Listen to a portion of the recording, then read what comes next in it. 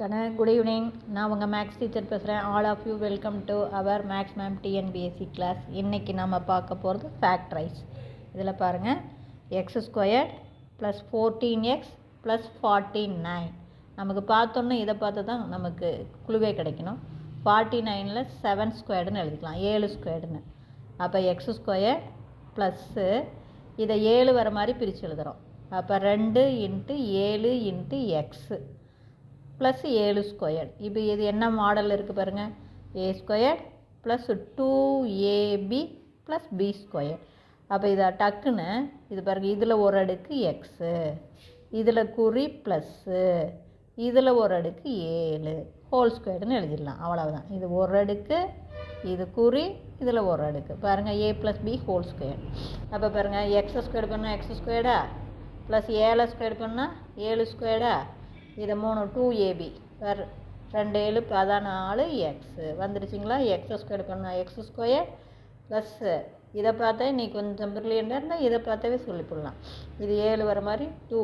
அப்போ இதில் ஒரு அடுக்கு எக்ஸு, இதில் குறி ப்ளஸ்ஸு, இதில் ஒரு அடுக்கு 7 ஹோல் ஸ்கொயர். அதே மாதிரி தான் பாருங்கள், இது பாருங்கள், Y square minus 10y plus 25. அப்போ இந்த 25 5 ஸ்கொயர்டுன்னு எழுதலாமா. இதை 2 × 5 × ஒய்ன்னு எழுதலாமா. அப்போ இதில் ஒரு அடுக்கு ஒய்யா, இந்த குறி மைனஸ், இதில் ஒரு அடுக்கு 5. கண்ணு இந்த நடு டேர்ம்லேருந்து 2ab டேர்ம்லேருந்து குறி இதை எடுத்துக்கணும். அப்போ இது ஒய் மைனஸ் 5 ஹோல் ஸ்கொயர். பார்த்தீங்கன்னா பாரு, இது என்ன மாதிரி இருக்குது, A minus B whole square.